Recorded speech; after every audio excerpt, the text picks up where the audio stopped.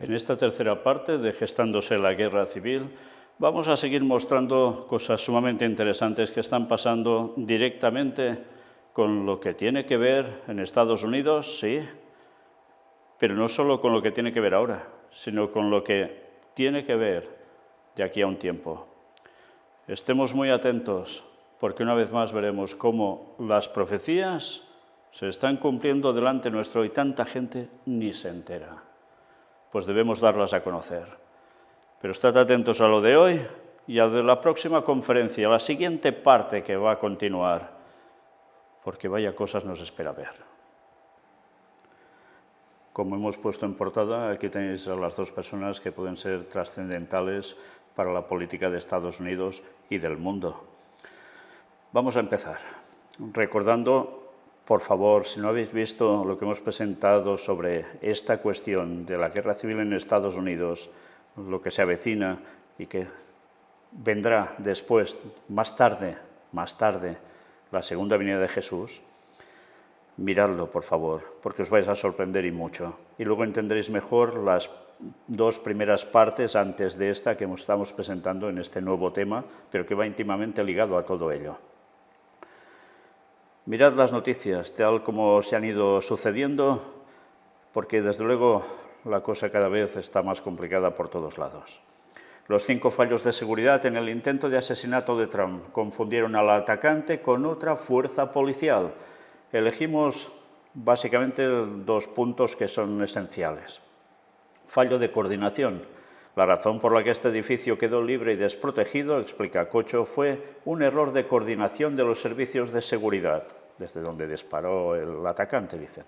En el lugar había varios grupos encargados de la protección del candidato republicano y los asistentes, policía local, policía nacional y los escoltas del servicio secreto que le corresponden a Donald Trump como expresidente de Estados Unidos.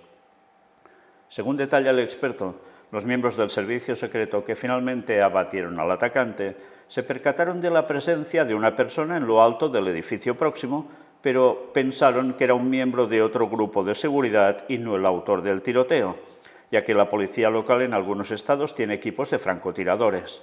El exceso de confianza en que otra fuerza policial estaba ahí y la mala atribución de responsabilidades a cada uno de los cuerpos ha provocado posiblemente este desafortunado incidente. Bueno, esto es lo que alegan. Otro punto más, una reacción lenta y sin centro de mando. Junto a la descoordinación, el profesor universitario apunta que los agentes no fueron lo suficientemente rápidos a la hora de comunicarse entre sí para saber si esa persona era una amenaza o no. Sostiene que cuando el servicio secreto hizo una solicitud de seguridad y finalmente comprobaron que era un ciudadano anónimo, ya era demasiado tarde. Basta que tarde un minuto en hacer la comprobación para que se den instrucciones de protección adecuadas. En ese tiempo de incertidumbre, el tirador disparó contra Trump. Cocho nota que si Trump hubiera sido el presidente de Estados Unidos, por razones protocolarias, el esfuerzo policial habría sido muchísimo mayor y se habría hecho una labor de contravigilancia para valorar todos los posibles riesgos. Si hubiera habido un centro de mando, un único centro de coordinación, no habría habido esa descoordinación. Bien, esto es lo que ahora alegan. Y aquí tenéis al muchacho que dicen que hizo la masacre y el intento de acabar con el presidente. Era acosado y tenía mala puntería. Nuevos detalles sobre el joven que disparó a Trump. Todavía se desconoce el motivo del tirador para perpetrar el ataque. Componentes de un dispositivo explosivo improvisado fueron descubiertos en su vehículo en su casa en Bethel Park, suburbio relativamente acomodado que se encuentra a una hora de viaje desde el lugar del crimen. De acuerdo con Jason Kohler, que asistió a la misma escuela secundaria que el autor del tiroteo, quien fue abatido en su intento de magnicidio, Crooks sufría acoso escolar y nadie se sentaba junto a él a la hora de comer, informa la agencia AP. De hecho, otros estudiantes se burlaban de él por su vestimenta de cacería que solía llevar. Era acosado casi todos los días, era un marginado, y ustedes saben cómo son los chicos de estos días, relató. Asimismo, se sabe que el joven recibió premios por su desempeño en matemáticas y ciencia mientras estudió en la escuela secundaria Bethel Park, de la que se graduó en 2022. Por otro lado, trató de ingresar al equipo de tiro de la escuela, pero fue rechazado debido a su mala puntería, reveló Frederick Match, actual capitán del equipo de tiro. Según dos de sus compañeros de clase citados por The New York Post, Crooks disparó con un fusil de pequeño calibre desde una distancia de 50 pies, unos 15 metros, y no acertó en una sola meta, y los fallos de tiro alcanzaron hasta 6 metros. Otro compañero de clase, Michael Dugdale, escribió a Crooks como una persona relativamente reservada y tranquila, quien estaba mucho tiempo solo. No recuerda que el joven se pronunciara sobre política o fuera activo en redes sociales. Dijo haberse enterado de la noticia la noche del sábado en un entorno de sus amigos de escuela y que ellos estaban impactados y no podían asimilar la noticia. Crooks tenía una cuenta en la plataforma social Discord, pero fue poco usada y no se utilizaba durante meses, según contó el portavoz de la compañía. No hemos encontrado pruebas de que se utilizara para planear este incidente, promover la violencia o discutir sus opiniones políticas, comentó el representante. El joven no tenía historial de trastornos mentales o actividad delictiva. El FBI declaró el domingo que el tirador actuó solo, pero todavía se desconocen los motivos. Atención a esto de actuó solo, luego veréis por qué. No se ha logrado conseguir ninguna pista en su celular, tampoco el atacante ha dejado algún manifiesto. El ataque está siendo investigado tanto como intento de asesinato como un caso de terrorismo interno, dijeron los investigadores. Imágenes del cuerpo del atacante revelaron que llevaba el día de la agresión una camiseta de Demolition Rank, un popular canal de YouTube que publica vídeos de su creador probando pistolas y fusiles de asalto contra todo tipo de blancos. En fin, esta es la información que va surgiendo sobre este chico. Algunos dicen que aparece también en vídeos de una famosa corporación que es bastante peligrosa. En fin, el caso es que yo no he podido verlo, no puedo afirmarlo y por tanto no voy a decir mucho más al respecto. Pero mírate esto. Trump es oficialmente el candidato republicano a la presidencia de Estados Unidos. Ya se dio, ya se aprobó. Y mirad este cartelito que veis aquí. Lo veis que está al lado de otra persona, ¿no? Y pone su nombre. Este lunes se reveló también que James David Vance será el compañero de fórmula de Donald Trump para el cargo de vicepresidente en las elecciones de 2024. Las cuentas del Partido Republicano en redes sociales han comenzado a publicar imágenes con los candidatos a presidente y vicepresidente con el lema «Nuestro boleto ganador». Bien, pues ya tenemos uno y otro. Y hoy hablaremos bastante del otro. Trump anuncia quién será su vicepresidente, es lo que hemos visto, había varios candidatos, al final ha elegido al que ha elegido, y veamos un poco qué nos cuentan sobre esto. El exmandatario escribió en su red social, Truth Social: tras largas deliberaciones y reflexiones, y teniendo en cuenta el enorme talento de muchos otros, he decidido que la persona más adecuada para asumir el cargo de vicepresidente de los Estados Unidos es el senador James David Vance, del gran estado de Ohio. Y aquí lo tenéis. Trump describió los méritos del político, incluidos sus estudios en la Universidad Estatal de Ohio y servicio en el Cuerpo de Marines. Ha tenido una exitosa carrera empresarial en tecnología y finanzas, y ahora, durante la campaña, se centrará especialmente en las personas por las que luchó tan brillantemente, los trabajadores y agricultores estadounidenses de Pensilvania, Michigan, Wisconsin, Ohio, Minnesota y más allá, afirmó.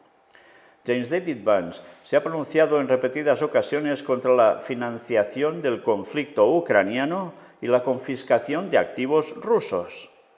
Además, ha afirmado que para su resolución se requiere la consolidación de la neutralidad de Ucrania y la congelación de las disputas territoriales, lo que significa que Kiev debe reconocer los territorios de Donetsk, Lugansk, Jersón y Zaporizhia como rusos. Sobre la cuestión de Ucrania en particular, todo el mundo con un cerebro en la cabeza sabe que esto va a terminar con las negociaciones. Ucrania está funcionalmente destruida como país, dijo en una ocasión. Bueno, ya estamos viendo sus delineamientos, ¿no? Pues vamos a ver bastante más. Aquí ya los tenéis juntos, ambos. Anti-inmigración, en contra de ayudar a Kiev y crítico con las políticas climáticas. Así es J.D. Vance, el presidente de Trump. Bueno, el vicepresidente de Trump. Digo presidente porque ya están diciendo que de aquí 4 años él puede ser el sustituto perfecto para Donald Trump. No puedo soportar a Trump. Temo que esté llevando a la clase trabajadora blanca a un lugar muy oscuro. Estas palabras las pronunció en 2016 el que este lunes fue designado por Trump como su tándem electoral de cara a las elecciones presidenciales de Estados Unidos. J.D. Vance será su vicepresidente y mano derecha si, como dicen las encuestas, el magnate termina haciéndose con el despacho Oval en noviembre. De esas críticas hechas hace 8 años ya no queda nada, ni por parte de Vance ni del partido. La designación de este senador por Ohio no es solo un ejemplo de cómo Trump se ha hecho con el apoyo de las voces disidentes republicanas, sino también de la dirección que tomarán sus políticas de cara a un posible segundo mandato, centradas en combatir la inmigración, críticas con las políticas climáticas, en contra de la ayuda a Ucrania y a favor del apoyo sin condiciones a Israel. Bueno, ya tenemos todo el pack completo, ¿eh? Pero qué interesante, primero un montón de críticas y ahora de eso ya no queda nada de nada, críticas a Donald Trump. Lo mismo ha hecho Nikki Haley y han hecho otros que ahora resulta que lo apoyan también incondicionalmente a Donald Trump. Fijaos cómo esto que denota que este tipo de política es un asco, o una patraña, o llamadle como queráis. Pero esta es la situación. Vaya panorama, ¿eh? Y toda esta gente son los que deben gobernar el mundo. Anda, que vamos bien. El Partido Republicano ya no duda y está demostrando una unidad sin precedentes en torno al expresidente, que ha sido recibido como un héroe este lunes en la Convención Nacional Republicana tras el intento de asesinato que sufrió el pasado sábado en un mitin en Pensilvania. Era de esperar que fuera así. Sin embargo, el camino de Trump hasta controlar por completo el aparato del partido no ha sido sencillo. De hecho, el propio exmandatario aseguró durante la campaña de Vance al Senado en 2022 que éste le estaba, bueno, sé que en Latinoamérica esta palabra va a ser un escándalo, en España esto es muy común y no pasa nada, pero él dijo, besando el culo porque necesita el apoyo. Meses después, en un acto conjunto en Ohio, cerraron filas y Trump la definió como una joven estrella, un gran senador y un verdadero luchador. Ya siendo senador, J.D. pidió disculpas públicas a Trump por las declaraciones de 2016 y las calificó como un error. ¿Vale? Y así se solucionó todo, ¿eh? Cuando interesa para algo un cambio, ¡pam!, se hace y ya está, no ha pasado nada. Vance, de 39 años, es muy joven, se enfrenta ahora a un puesto que en el último mandato de Trump, ocupado por Mike Pence, tuvo escasa influencia. Pero en esta ocasión podría ser diferente, ya que puede servir como trampolín para convertir al vicepresidente en el candidato republicano en las elecciones de 2028, ya que en esos comicios Trump ya no podrá ser elegido. Bueno, 2028, el año de la ley dominical, vaya cosas. Con esta decisión, Trump está intentando llegar a un sector que le estaba costando más de la cuenta: los votantes de clase media trabajadora de los estados del medio oeste. Las historias personales de Vance van a ser atractivas para muchos en el partido y para aquellos que no tienen gran interés en política, explica F. Robert Alexander, profesor de Ciencias Políticas de la Universidad Ohio Northern. Antes de ser considerado una de las figuras incipientes del partido y haber comenzado su carrera política en el Senado, Vance sufrió una infancia expuesta a la violencia, a las armas y al consumo de drogas en Middletown. El número 2 de Trump pasó de ese drama personal y posteriormente convertirse en infante de marina en la guerra de Irak a ser uno de los escritores de moda y líder en ventas en Estados Unidos. Vance dejó sus trabajos en bufetes y tecnologías californianas para escribir sus memorias en 2016 en un libro titulado Una elegía rural. Comenzó entonces su proyección mediática de la mano de The New York Times o la CNN como comentarista político. Fijaos cómo se fue ubicando, posicionando en definitiva. En esos años, J.D. Vance se mostraba como un perfil más moderado, pero a medida que avanzaba su carrera política, ha ido virando hacia un conservadurismo más cercano al movimiento populista MAGA, siglas del lema Make America Great Again, creado por su ahora compañero de papeleta, Donald Trump. Vance apoya políticas extremas contra el aborto y las personas LGBT. Es contrario a esto, apoya políticas extremas contra. Estad atentos a lo que he dicho, no solo contra el aborto, sino contra las personas LGBT, y veréis por qué os lo remarco.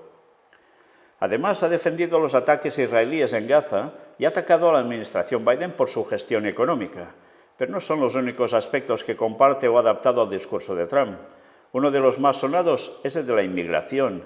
Vance defiende la teoría de Trump de que los inmigrantes están envenenando la sangre del país. Ya como senador, presentó el proyecto conocido como Ley de Salida Oportuna, que finalmente no se aprobó, que requeriría que los extranjeros que desearan ingresar a Estados Unidos con visas temporales deberían pagar entre 5.000 y 15.000 dólares en una fianza o pago en efectivo al Departamento de Seguridad Nacional. Los extranjeros recuperarían el dinero si salían de Estados Unidos de acuerdo con los términos de sus visas. Otra de las posturas que comparte, en las que ha sido más activo, es la oposición a la ayuda económica que el gobierno de Biden ha entregado a Ucrania. De hecho, JD lideró una campaña para bloquear el paquete de 60.000 millones de dólares. Además, Vance ha calificado de fantasía creer que Ucrania puede volver a tener sus fronteras previas a 2022 y ha pedido en varias ocasiones que Kiev detenga sus operaciones y negocie cuanto antes. Según recoge The New York Times, el candidato a vicepresidente llegó a decir en una entrevista con el polémico Steve Bannon que realmente no le importa lo que le suceda a Ucrania. Por último, su posición sobre las políticas climáticas también le ha generado críticas por parte de organizaciones no gubernamentales y del ala demócrata. Al igual que Trump, Vance pone en duda que tras el cambio climático esté la mano del ser humano y asegura que el clima ha estado cambiando durante milenios. Asimismo, se proclama partidario de eliminar las subvenciones a los vehículos eléctricos y destinar esas cantidades a un subsidio lineal de 7.500 dólares por la compra de vehículos de motor de combustión, siempre y cuando estos sean hechos en Estados Unidos, ya que una de las principales críticas a estas medidas es que beneficiarán a las compañías chinas. Ya veis todos sus posicionamientos, ¿eh? Muy interesante, y destaca no solo lo que he dicho del LGTB, sino esto: apoyo incondicional a Israel y que le importa un bledo, en definitiva, lo que le pase a Ucrania. Esto quiere decir que, de un modo u otro, algo va a pasar para que Rusia pueda seguir haciendo cosas que llevarán al cumplimiento profético hasta llegar a Israel. Sí, algo debe pasar para que esto acontezca. Por la guerra civil en Estados Unidos, que les dé carta libre, o porque haya un beneplácito del gobierno de Estados Unidos para que sigan adelante. En fin, el tiempo lo dirá. Aquí tenéis los datos que da Wikipedia sobre J.D. Vance. James David Vance, nacido James Donald Bowman, hubo un cambio de nombre aquí, nació el 2 de agosto de 1984 en Middletown, en Ohio. Es un político conservador, empresario y escritor estadounidense. Miembro del Partido Republicano desde 2023, se desempeña como senador de los Estados Unidos por Ohio. Es más conocido por sus memorias Hillbilly Elegy, que se hicieron populares durante las elecciones de 2016. Claro, allí en Estados Unidos esto lo conocerán, en el resto del mundo no nos suena de nada, pero se hizo escritor famoso. Actualmente es el candidato republicano a vicepresidente junto a Donald Trump en las elecciones presidenciales de 2024. Y aquí tenéis su imagen.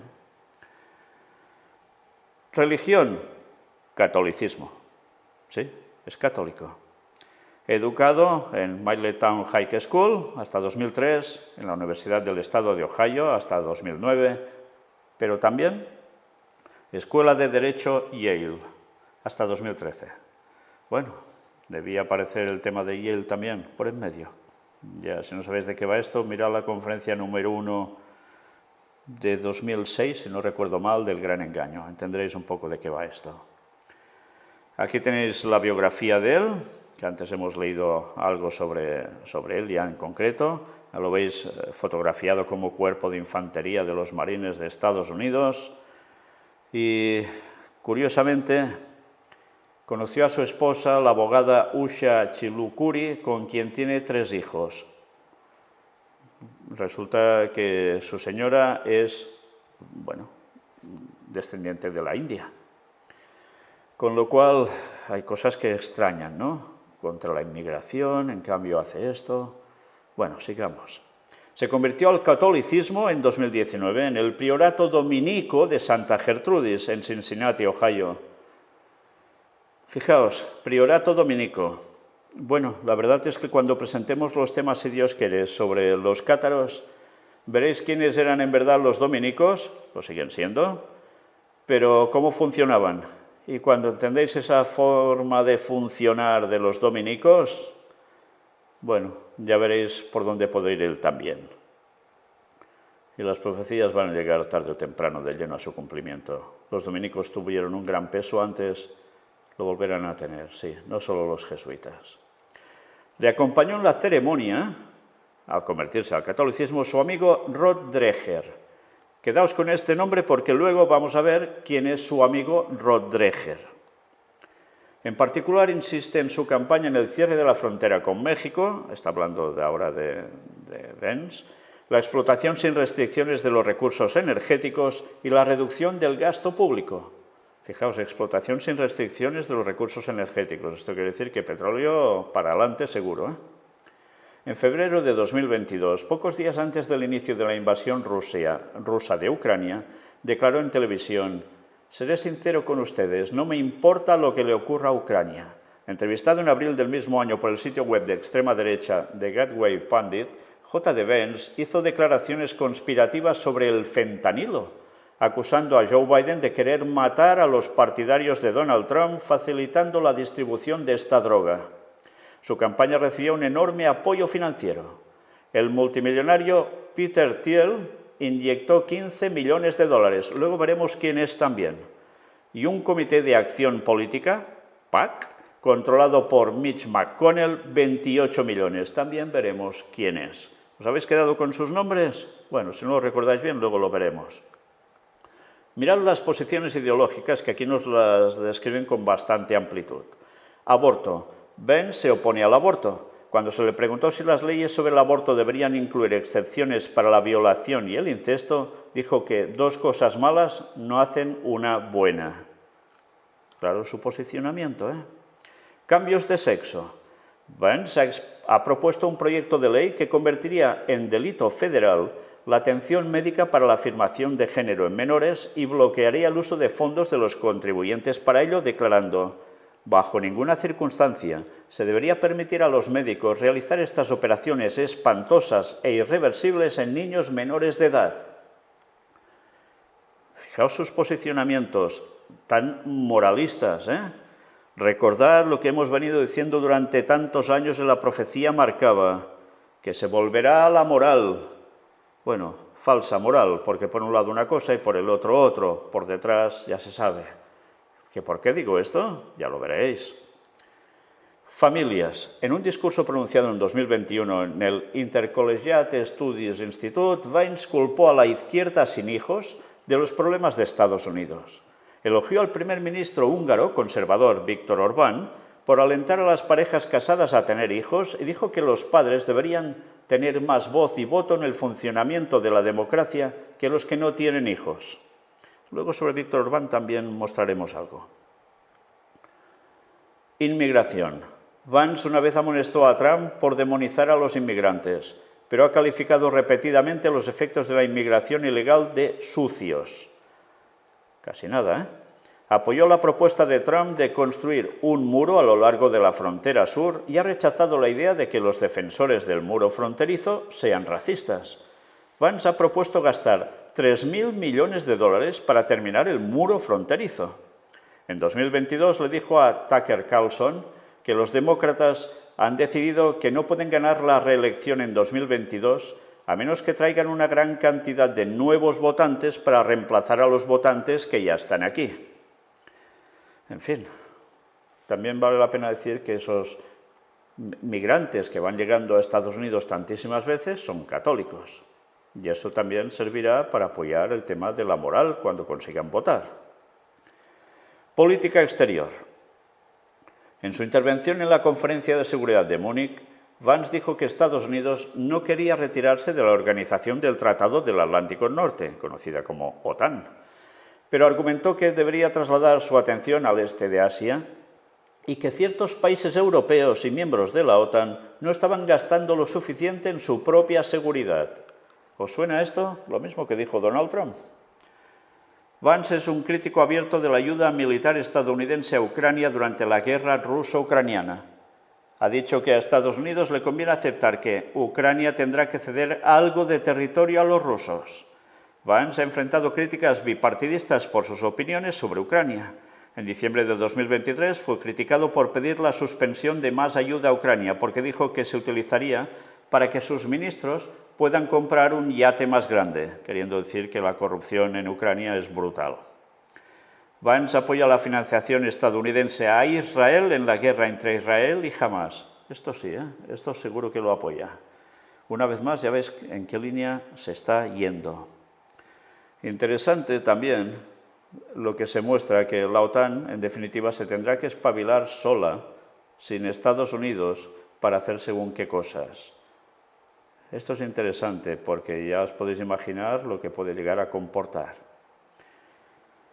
Uniones homosexuales. Vance se opone a la ley de respeto al matrimonio y ha dicho: creo que el matrimonio es entre un hombre y una mujer. Ha sido claro, ¿eh? La vuelta a la moral, recordadlo. Vida personal. Vance se crió en una rama conservadora evangélica del protestantismo, pero en septiembre de 2016 estaba pensando muy seriamente en convertirse al catolicismo. En agosto de 2019, Vance fue bautizado y confirmado en la Iglesia Católica en una ceremonia en el Priorato de Santa Gertrudis en Cincinnati, Ohio, lo que hemos dicho de los dominicos. Eligió a San Agustín de Hipona como su santo de confirmación.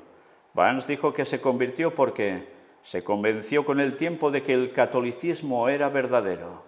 Y Agustín me dio una manera de entender la fe cristiana de una manera fuertemente intelectual, describiendo además la influencia de la teología católica en sus opiniones políticas. Bueno, ya queda claro, ¿eh? Pero qué interesante. Mira por dónde dice que se convenció con el tiempo de que el catolicismo era verdadero. Cuando por lógica, si uno estudia la Biblia y la historia y sigue los acontecimientos y lo que se cuece tras bambalinas, evidentemente de lo que se daría cuenta es que el catolicismo es precisamente todo lo contrario a verdadero cristianismo. Pero en fin, cada uno va poniendo a sus peones donde pertoca para el panorama final mundial. Se está preparando todo. Y cuando hacen subir a esta gente al poder, prácticamente casi consumado, solo faltan las votaciones, ya os podéis imaginar por qué es, ¿no? ¿Cuántas veces hemos dicho que el catolicismo es el que va a mover los hilos de lleno en Estados Unidos y que ese ecumenismo total con el protestantismo, y aunque el protestantismo seguirá siendo mayoría, tendrá ese peso y ese apoyo moral del catolicismo que hará al final que la segunda bestia de la profecía de Apocalipsis 13 ceda el poder y la autoridad ¿a quién? A la primera. Estados Unidos a Roma, en definitiva. Bueno, si no vamos viendo cómo se va preparando todo, viendo todo esto, desde luego es que no nos queremos enterar de nada. Es más, ahora, vamos a ver quién es Rod Dreher. Antes hemos visto, y os he dicho, quedaos con ese nombre. Aquí lo tenéis, es esta persona, nacido el 14 de febrero de 1967, en Baton Rouge, Luisiana. Es un periodista y escritor estadounidense, autor de La opción benedictina y de Vivir sin mentiras, manual para la disidencia cristiana. Interesante, la opción benedictina. ¿Benedictina? Bueno, si sabéis algo sobre la opción benedictina, en definitiva, vaya cosas, vaya cosas. En fin, sigamos. Religión, obviamente, catolicismo. Su biografía. Nació en un pequeño pueblo de Luisiana en el seno de una familia metodista que vivía un cristianismo superficial sin acudir a la iglesia. Durante la juventud perdió la fe. Cuando tenía 20 años experimentó una profunda conversión al catolicismo que le transformó en un ferviente creyente. Mira, qué cambios, de uno y otro. Graduado en la Universidad Estatal de Luisiana, fue columnista de The New York Post y también columnista de Dallas Morning News. Ha escrito para National Review, Sun Sentinel, The Washington Times. Ahora es columnista del American Conservative. Interesante, ¿eh? Tema de conservadores. En 1993 se trasladó a Washington, D.C., donde se fraguó su identidad como teórico y pensador, adquiriendo una vertiente más combativa como intelectual y periodista católico. Se consideró a sí mismo como un guerrero cultural que defendía el conservadurismo tanto desde la política como desde la fe. Posteriormente, durante la etapa que pasó en Nueva York, esta actitud se reforzó. En 2002 escribió un ensayo en la National Review que definía una subcategoría del conservadurismo en los Estados Unidos que llamó conservadurismo granola. Se dice que este tipo de conservadores simpatizan más con el medio ambiente y con una vida frugal, mientras que son partidarios de la familia tradicional, escépticos del libre mercado capitalista y, en la mayoría de los casos, religiosos.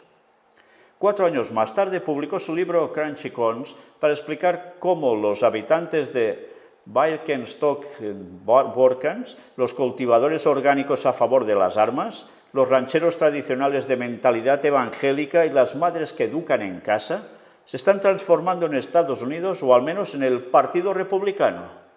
Interesante, ¿eh? Criado en el metodismo, se convirtió al catolicismo. Tras cubrir el escándalo de abuso sexual de la Iglesia Católica, que comenzó en 2001, lo llevó a cuestionar su catolicismo y el 12 de octubre de 2006 anunció su conversión a la Iglesia Ortodoxa. En ese momento, Dreher había argumentado que el escándalo no era tanto un problema de pedófilos, sino que el abuso sexual de menores es facilitado por una poderosa red secreta de sacerdotes homosexuales, conocida como la mafia lavanda. Ya veis qué cambios va haciendo en este aspecto, ¿no? En 2018 publicó el libro La opción benedictina, una estrategia para los cristianos en una sociedad postcristiana, en el que desarrolló la idea de una apuesta benedictina por vivir como cristianos en un mundo que ya no lo es. La opción benedictina es un reagrupamiento de cristianos siguiendo y adoptando el método instaurado por San Benito de Nursia para moverse en una sociedad cada vez más alejada de Dios. El libro fue considerado por el diario The New York Times como el libro religioso más discutido e importante de la última década. En su libro Vivir sin mentiras, manual para la disidencia cristiana, hace de altavoz a Alexander Solzhenitsyn y otros disidentes de Europa del Este que alertaron del peligro de que el mundo occidental estén abocados a un totalitarismo blando, basado más en la manipulación psicológica que en la violencia abierta. El libro es una guía de argumentos cuyo objetivo declarado es ayudar a todo creyente a desenvolverse en una sociedad cada vez más hostil. En fin, esta es la persona que estaba tan asociada con él. Y aquí tenéis a uno de los donantes, Peter Thiel, nacido el 11 de octubre de 1967 en Frankfurt del Meno, República Federal de Alemania. Es un empresario administrador de fondos de inversión libre y capitalista de riesgo. Religión, dice que es cristianismo, no especifica. Thiel cofundó PayPal junto con Elon Musk y fue su director ejecutivo. Actualmente forma parte de la compañía Clarium Capital, un fondo macro global de inversión libre que administra más de 2.000 millones de dólares y es socio administrador de Founders Fund, un fondo de capital de riesgo de 275 millones de dólares, fundado por Ken Howard y Lucas Nosek en 2004. Fue uno de los primeros inversores de Facebook, la popular página web de redes sociales, y está en su consejo de administración. Pobre no es, ya lo veis, evidentemente. En 2007 recibió el honor de ser nombrado Joven Líder Global por el Foro Económico Mundial, como uno de los 250 líderes más distinguidos de 40 años o menos. También se ha informado de que ha asistido a la elitista y altamente secreta conferencia del Grupo Bilderberg en 2007 y 2008. Bueno, cuando ya ves como nombrado como joven líder global por el Foro Económico Mundial, ya dices, ay. Y cuando ves esto otro del Grupo Bilderberg, ay, ay. Bueno, sigamos. Thiel se casó con su compañero, dice, no compañera, Matt Danzeisen, en octubre de 2017 en Viena, Austria. Danzeisen trabaja como gestor de cartera en Thiel Capital. ¿Entendéis algo ahora? pero si el otro amigo suyo, que es el que recibe el dinero de él, y resulta que es contrario al LGTB, y mira por dónde las donaciones LGTB van hacia él, a través de esto, qué cosas, ¿no? Y también es tan cristiano. Hay cosas que desde luego cuando empiezas a analizarlas dices, ¿pero esto qué es? ¿Qué locura es esto? ¿Qué poti-poti, qué mezcla de cosas? Bueno, es que es alucinante. Bueno, pues sigamos, porque ahora vamos a ver a Mitch McConnell, que ya lo conocéis porque también se ha hecho famoso por alguna de sus situaciones, como se queda también en ciertos momentos ante los demás mientras habla, para que me entendáis cómo se queda, que no sabe ni dónde está. Addison Mitchell, Mitch McConnell, nació el 20 de febrero de 1942 en Alabama. Es un político estadounidense afiliado al Partido Republicano. Actualmente representa al estado de Kentucky en el Senado y es el líder de la minoría republicana. Es el senador que más años ha representado a Kentucky. Religión es presbiteriano. Sus políticas. En sus primeros años como político en Kentucky, McConnell era conocido como pragmático y un republicano moderado. Con el tiempo se movió hacia la derecha. Según uno de sus biógrafos, McConnell se transformó de un republicano moderado que apoyaba el derecho al aborto y los sindicatos de empleados públicos a la personificación del obstruccionismo partidista y de la ortodoxia conservadora en el Capitolio. Mirad cómo se posiciona después, ¿no? En el marco de la crisis política del cierre del gobierno de los Estados Unidos de 2013, la actuación de McConnell fue fundamental para lograr una solución a la parálisis política y habilitar la reapertura de los servicios federales en todo el país. En 2017 fue uno de los 22 senadores que firmó una carta pidiéndole a Donald Trump que saque a Estados Unidos del Acuerdo de París. Según la ONG Center for Responsive Politics, McConnell ha recibido desde 2012 más de $1.542.000 de grupos de presión a favor de la industria del petróleo, del gas y del carbón, con lo cual era de esperar que apoyara también todo este negocio, ¿no? En diciembre de 2020, y a raíz de la pandemia de COVID-19, McConnell se opuso a la subida de los cheques de estímulo económico de $600 a $2.000, vetando la decisión que fue pactada por la oposición demócrata y por el presidente Trump, además de por gran parte del Partido Republicano, lo que le ocasionó muchas críticas. En enero de 2021, McConnell expresó su apoyo a favor del segundo proceso de destitución a Trump, aunque finalmente votó en contra del mismo el 14 de febrero de 2021. Fijaos que es un cambio de voy de aquí para allá, interesante, ¿no? Bien, pues estos son la gente asociada a este señor que ha puesto de vicepresidente el señor Trump. Y aquí tenéis las conexiones de Usha Vance con los jueces de la Corte Suprema que generan inquietud. Es la esposa. Y ya veis por su aspecto que evidentemente no es sueca. La esposa del compañero de fórmula de Donald Trump trabajó para 2 jueces de la Corte Suprema y algunos liberales están preocupados por las posibles implicaciones de esto. El expresidente anunció que el senador de Ohio, J.D. Vance, era su candidato a la Casa Blanca en la Convención Nacional Republicana el lunes. No tardó mucho en que la atención se centrara en la esposa de Vance, Usha, actualmente litigante corporativa en una firma que representa a clientes en las industrias del entretenimiento, la tecnología, la energía y la atención médica según su perfil de LinkedIn. Pero la mayor parte de la atención se centra en sus funciones anteriores, cuando trabajó como secretaria de Brett Kavanaugh, antes de que éste fuera juez de la Corte Suprema, y del actual presidente del Tribunal Supremo, John Roberts. Ambos hombres forman parte de la mayoría conservadora de 6 a 3 miembros del máximo tribunal. El escritor de historia, Michael Harriot, fue una de las personas que publicó en las redes sociales sobre las preocupaciones que esto desató. Compartió una captura de pantalla de un artículo que presenta esta información y escribió: «Espere, ¿la esposa del candidato a vicepresidente de Trump trabajó para el presidente de la Corte Suprema, John Roberts, y para Brett Kavanaugh? Estoy seguro de que eso no importará en una elección disputada». En fin, ya veis en qué ámbitos se mueven, Mientras aparecía esta noticia, demócratas elegirán a Biden como candidato presidencial antes de tiempo. Normalmente la nominación oficial se lleva a cabo en la Convención Nacional Demócrata, que se celebrará en Chicago el 19 de agosto.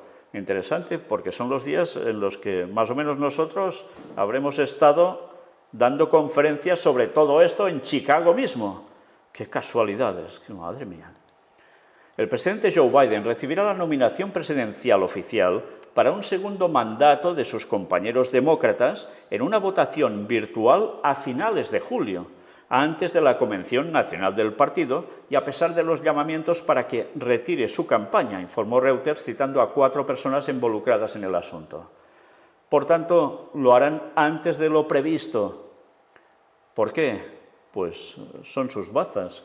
¿Por qué lo hacen exactamente? Pues parece ser que lo único que quieren conseguir es que verdaderamente haya una pérdida de votos de él y que se declare a Donald Trump ganador, porque es que si no cuesta de entender.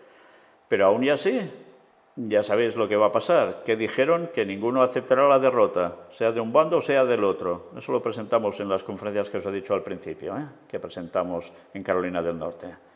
Pues, ¿qué podemos esperar? ¿Confrontación? En fin. Auguran desastre para Kiev y la Unión Europea tras la elección por Trump de Vance como candidato a vicepresidente. James David Vance, el candidato a la vicepresidencia de Estados Unidos por el Partido Republicano, ha demostrado ser un político controvertido, con declaraciones en las que asegura que Donald Trump pondrá fin al conflicto ucraniano en caso de ganar los comicios. Por otra parte, aboga por seguir apoyando a Israel y por centrarse en la confrontación con China, que considera como la mayor amenaza. Pese a su cercanía a Trump, Vance lo criticó duramente antes de que ganara los comicios de 2016. Algo de esto hemos visto, pues ahora podéis ver el vídeo. Ya veis, el vídeo es sumamente interesante. Queda claro que él dice que los rusos no son el problema, que el problema es China y es contra los que se deben preparar. Y bueno, todo el resto de cosas que muchas tienen que ver con lo que ya hemos presentado. El apoyo a Israel, evidentemente, seguirá una vez más, antes muy contrario a Trump, llamándole hasta un Hitler, y ahora, ya veis, totalmente de su lado. Una vez más, esta política da asco.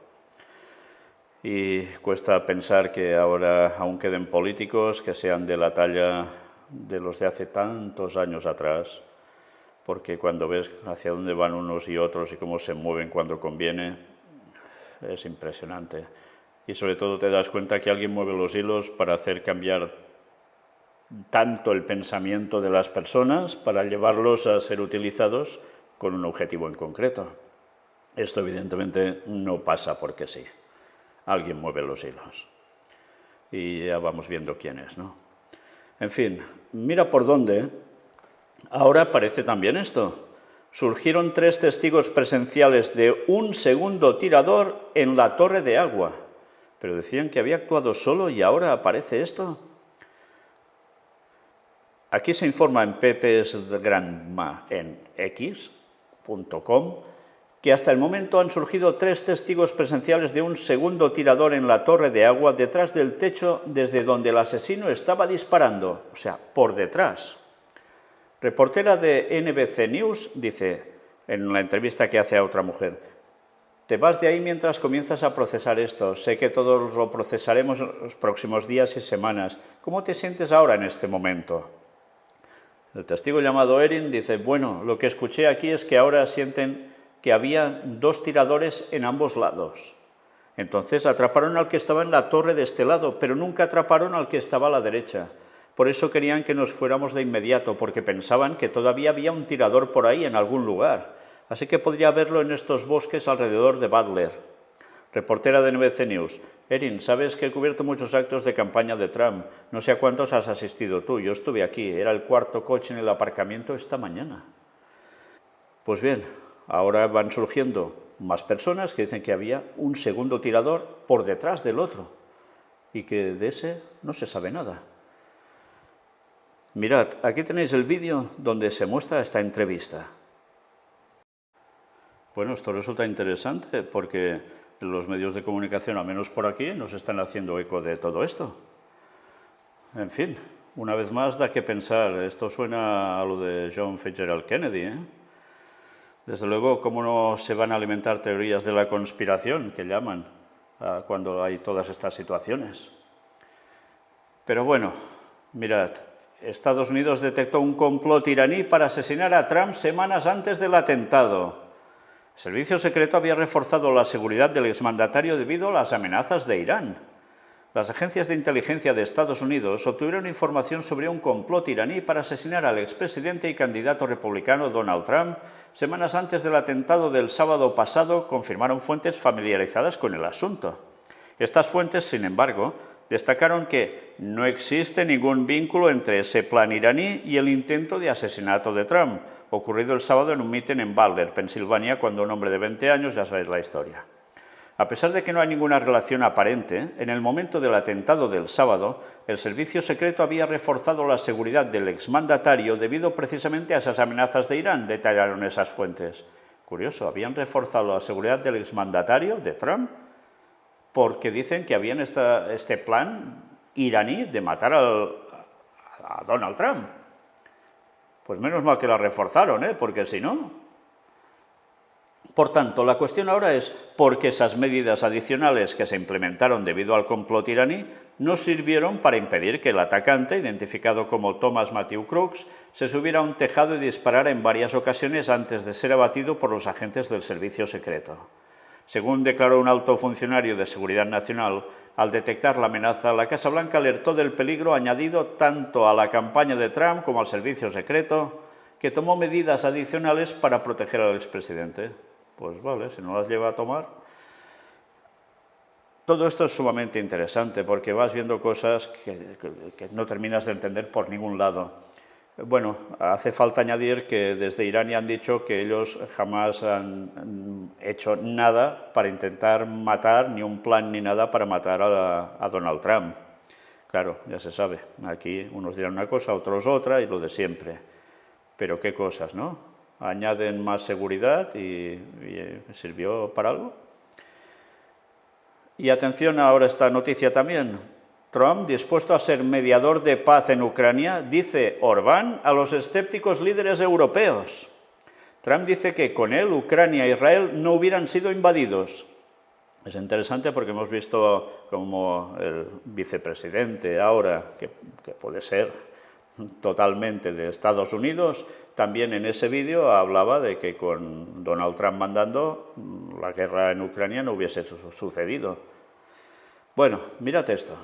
El primer ministro de Hungría, Viktor Orbán, les dijo a los líderes europeos que Donald Trump está dispuesto a actuar como mediador de paz entre Rusia y Ucrania si es elegido presidente, en medio de la preocupación en todo el continente de que Trump intente forzar a Kiev a ceder territorio a Moscú. La carta de Orbán, dirigida al presidente del Consejo Europeo, Charles Michel, y enviada a todos los líderes de la Unión Europea, fue escrita a raíz de sus polémicos encuentros con el expresidente Trump, el presidente de Rusia, Vladimir Putin, y el líder chino Xi Jinping.